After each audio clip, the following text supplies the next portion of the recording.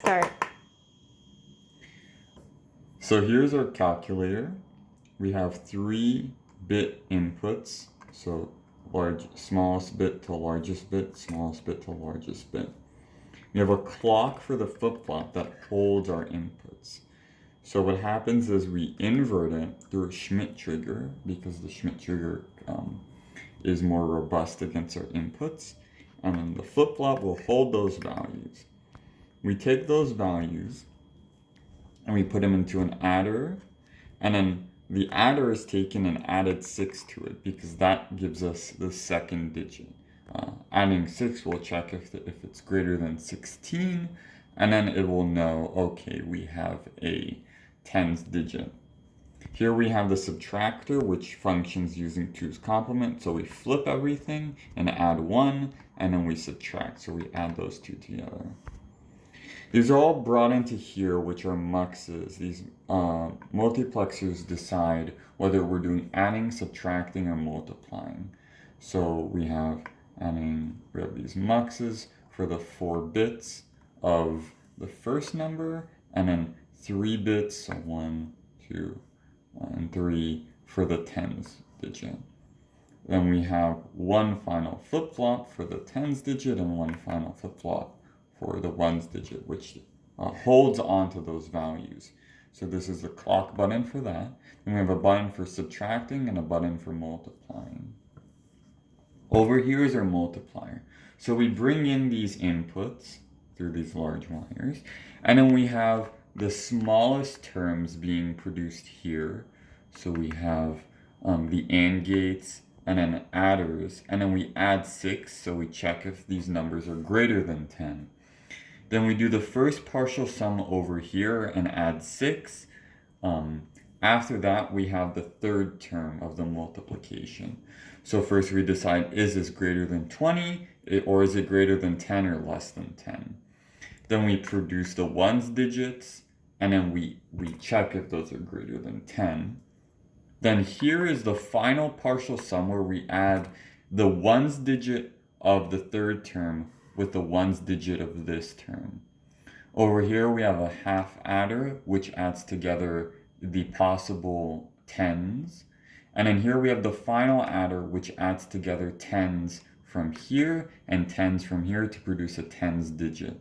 Over here we have the last adder with a +6, and that produces the ones digit, which come back into here, and these come into here through the muxes.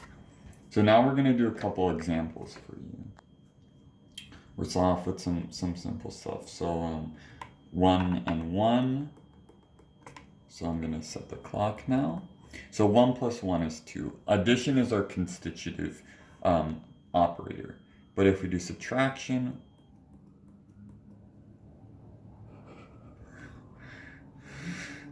if we do multiplying, we get 1. Which makes sense.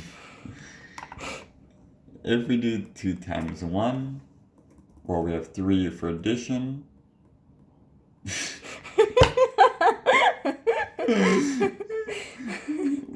When we multiply, we get 2. So let's do 2 and 2. When we add them together, we get 4. When we subtract... when we add, we get 4. Now let's do the maximum, which is 7 times 7. So let me hit 1, 2, 3, 1, 2, 1, 2, 3. When we add, we get 14. So 7 plus 7. When we subtract, and when we add it, when we multiply, you get 49. Let's try some more cases. I'm going to do 7 here and 6. Okay, that didn't seem right. So 7 plus 6. 7 plus 6. We get 13 when we subtract.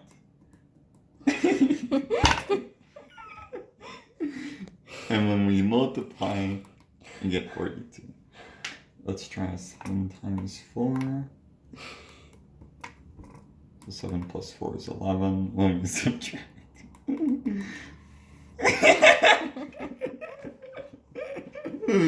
And when we multiply, we get 28. Please work. It's that bottom part that never works. So let's do 6 times 4. Well, 6 plus 4 is 10 when we subtract. And when we multiply, we get 24. Thank you for watching.